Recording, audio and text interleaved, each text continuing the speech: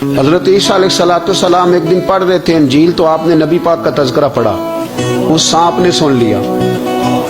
तो हज़रत ईसा से कहने लगा, हुजूर ये बताएं कि वो नबी पाक मिलेंगे कहाँ?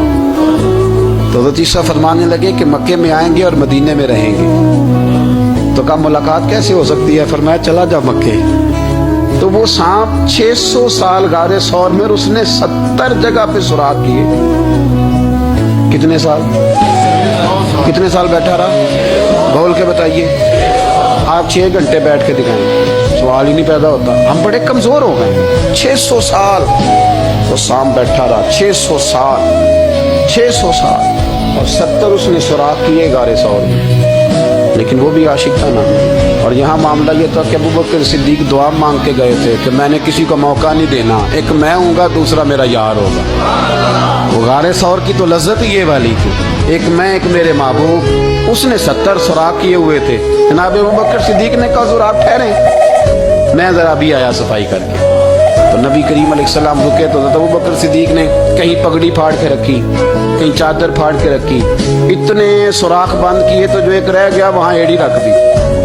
तो अब वो सांप भी शिकवा करने लगा कि यार तू भी कोई निराला ही आशिक है कि मैंने तो कसर ही कोई नहीं छोड़ी थी, 70 सुराख किए थे और तूने भी कमाल ही कर दी है कि सारे ही बंद कर दिए, जो बच गया उस पे एड़ी रख दी। उसने पता नहीं कितने डंग मारे।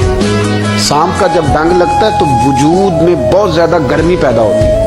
गर्मी हज़रत अबू बकर सिद्दीक के बारे में हमारे शारहीन ने लिखा, रोए नहीं, वजूद इतना गर्म हुआ कि आंसू टपक पड़े। नबी करीम सल्लल्लाहु अलैहि वसल्लम ने फरमाया हटा ना जरा पैर। फिर उन्होंने हटाया तो मेरे मुस्तफ़ा में लुआबे दहन लगाया। मुल्ला मोइनुल वाइज काशफी रहमतुल्लाह अलैह फरमाते हैं कि जब उन्होंने कदम हटाया ना तो फिर वो सांप बाहर निकला, अपना सर निकाला और खड़ा होकर हुजूर का दीदार करने लगा। नबी करीम ने फरमाया तेरा काम हो गया, अब तू जा, मुझे और अबू बकर को रहने दे। निकल गया। ये कैफियत है, ये मोहब्बत है, ये बारफ्तगी है, ये सोज है, ये दर्द है। यारो ये मैं कहा करता हूँ कि ये चीज जीने का भी मजा देती है, मरने का भी मजा आता है। मरने का भी मजा, सुरूर आता है इंसान उसमें जब ये कैफियत शामिल होती है ना। रंग और होता है, दर्द और होता है, जायका और होता है, कैफियत और होती है।